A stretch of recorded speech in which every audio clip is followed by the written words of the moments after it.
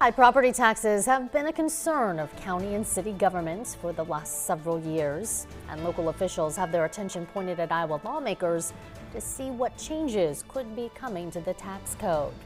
We're just 2 weeks into the 91st General Assembly. No property tax proposal from either chamber has been released from the Republican Party in either the House or the Senate. WHO 13's Zach Fisher joins us live from the State House now with an update on how those conversations are going. So just a week ago, after the governor's condition of the state speech, I was told by Senate President Amy Sinclair that the Ways and Means committees in both chambers were having those conversations. But with how unique property taxes are, I asked Democratic leadership today how they plan to represent their local and county governments in conversations that they're typically not a part of with the Republican caucus.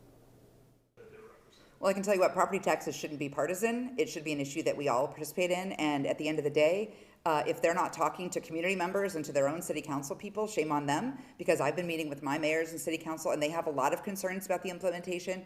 But at the end of the day, let's not forget that lower property taxes is a good goal. We just want to make sure we're not moving the money around so that now your prices get raised over here because your property tax went lower. Let's look at the big picture and let's see how this is going to play out long term.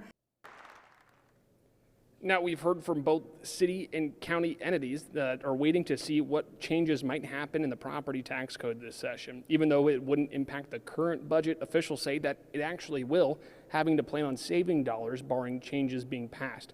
Today, I asked the Speaker of the House, would he bring in Democrats to these conversations around property taxes with how complex the issue is?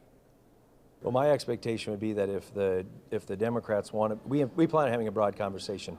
If they want to be part of a conversation that brings certainty to the taxpayer versus right now a system we believe that the certainty lies with the taxing entities, if that's something that they agree with us on, that the certainty should lie with the taxpayer, I don't think we have a problem with engaging them in those conversations.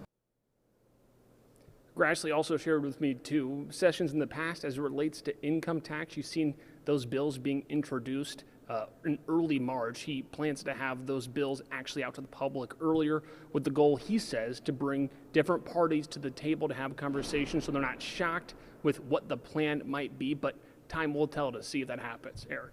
Okay, we know you'll be watching. Thanks, Zach. Speaking